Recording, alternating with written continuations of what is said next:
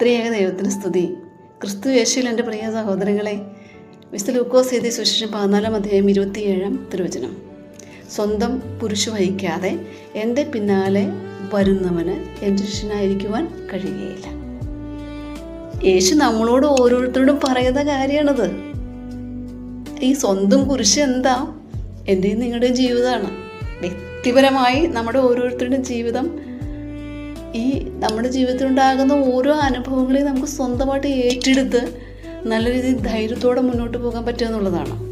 എത്ര പ്രതിസന്ധി വന്നാലും, പ്രശ്നങ്ങളുണ്ടായാലും, രോഗത്തിൻ്റെയോ സാമ്പത്തികമായ ബുദ്ധിമുട്ടോടെ എന്ത് കാര്യം വന്നാലും അതിനെല്ലാം ഏറ്റെടുത്ത് മുന്നോട്ട് പോകുവാനായിട്ട്. അതുപോലെ തന്നെ നമ്മുടെ ഫാമിലി പ്രോബ്ലംസും ഉണ്ട്. ജോലി സ്ഥലങ്ങളിലുള്ള പ്രശ്നങ്ങളുണ്ടാകാം, പഠന സമയത്തുണ്ടാകുന്ന ബുദ്ധിമുട്ടുകളുണ്ടാകാം. എവിടെയൊക്കെയാണോ നമുക്ക് പ്രതിസന്ധികളുള്ളത് അവയെല്ലാം നല്ല രീതിയിൽ ഫേസ് ചെയ്യുവാനുള്ള ഒരു മനസ്സ് നമുക്കുണ്ടാകുക എന്നുള്ളതാണ്. അവിടെ ദൈവം നമ്മോട് കൂടെ നിൽക്കും. തീർച്ചയായിട്ടും വചനത്തോട് ചേർന്ന് നിൽക്കാം. ദൈവം നമ്മെ അനുഗ്രഹിക്കട്ടെ. ത്രിയേക ദൈവത്തിന് സ്തുതി. ക്രിസ്തു യേശുവിൽ എൻ്റെ പ്രിയ സഹോദരങ്ങളെ, വിശുദ്ധ ലൂക്കോസ് എഴുതിയ സുവിശേഷം 14 അധ്യായം 27 തിരുവചനം. സ്വന്തം കുരിശു വഹിക്കാതെ എൻ്റെ പിന്നാലെ വരുന്നവന് എൻ്റെ ശിഷ്യനായിരിക്കുവാൻ കഴിയുകയില്ല. യേശു നമ്മളോട് ഓരോരുത്തരോടും പറയുന്ന കാര്യമാണത്. ഈ സ്വന്തം കുരിശ് എന്താ? എൻ്റെയും നിങ്ങളുടെയും ജീവിതമാണ്.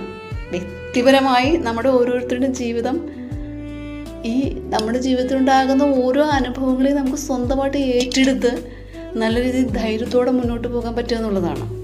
എത്ര പ്രതിസന്ധി വന്നാലും, പ്രശ്നങ്ങളുണ്ടായാലും, രോഗത്തിൻ്റെയോ സാമ്പത്തികമായ ബുദ്ധിമുട്ടോടെ എന്ത് കാര്യം വന്നാലും അതിനെല്ലാം ഏറ്റെടുത്ത് മുന്നോട്ട് പോകുവാനായിട്ട്. അതുപോലെ തന്നെ നമ്മുടെ ഫാമിലി പ്രോബ്ലംസും ഉണ്ട്. ജോലി സ്ഥലങ്ങളിലുള്ള പ്രശ്നങ്ങളുണ്ടാകാം, പഠന സമയത്തുണ്ടാകുന്ന ബുദ്ധിമുട്ടുകളുണ്ടാകാം. എവിടെയൊക്കെയാണോ നമുക്ക് പ്രതിസന്ധികളുള്ളത് അവയെല്ലാം നല്ല രീതിയിൽ ഫേസ് ചെയ്യുവാനുള്ള ഒരു മനസ്സ് നമുക്കുണ്ടാകുക എന്നുള്ളതാണ്.